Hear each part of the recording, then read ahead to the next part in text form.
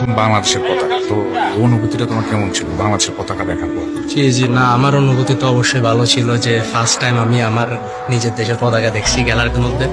তো এটা খুবই ভালো ছিল, খুবই ভালো এক্সপিরিয়েন্স। থ্যাংক ইউ আপনাকে যে আপনি আসছেন, আপনি এত কষ্ট করে অনেক দূরে থেকে আসছেন, যে আমার দেশকে রিপ্রেজেন্ট করতেছেন। এটা খুব খুব ভালো লাগতেছে আমার কাছে। আর বাংলাদেশের ফুটবল দর্শকদের জন্য তোমার কিছু বলার আছে? বাংলাদেশের ফুটবল দর্শকের জন্য শুধু থ্যাংক ইউ। ওরা আমাকে অনেক সাপোর্ট করতেছে, মানে যখন থেকে ওরা আমাকে চিনে, ওরা আমাকে অনেক উচ্চতায় নিয়ে গেছে। আর আমিও আমার সর্বোচ্চটা দিয়ে মানে ওদেরকে উচ্ছ্বাসিত করবো। আর ইনশাআল্লাহ আল্লাহ পাক যদি চায় অবশ্যই আমি আবার বাংলাদেশে খেলবো। আর ওদেরকে আর কি বলবো, ওরা তো সবসময় আমাকে উপরে রাখতে চায়। আর বাংলাদেশের দলটাকে মিস করতেছো কিনা?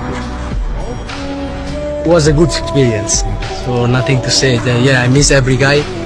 সবাইকে তো মিস করতেছি অবশ্যই, সবার সাথে ভালো সম্পর্ক ছিল, কারোর সাথে খারাপ সম্পর্ক ছিল না আমার, সবার সাথে। তো সবার সাথে আমি এখনো মাঝে মাঝে কথা বলি, কথাবার্তা হয়। ওই দিন জামাল ভাইয়ের বার্থডে ছিল, তোমার সাথে ওনাকে হ্যাপি বার্থডে জানালাম। সবার সাথে ভালো সম্পর্ক, অবশ্যই ওদেরকে মিস করতেছি। আবার ইনশাল্লাহ আল্লাহ পাক যদি চাও ওদের সাথে আবার ইনশাল্লাহ খেলবো একসাথে। ওটাই ইনশাল্লাহ। ইনশাল্লাহ তোমার জন্য শুভকামনা থাকবে। ইনশাল্লাহ খুব দ্রুত তোমাকে আমরা বাংলাদেশ নিয়ে আসবো। ইনশাল্লাহ ইনশাল্লাহ ইনশাল্লাহ। আসসালামু আলাইকুম।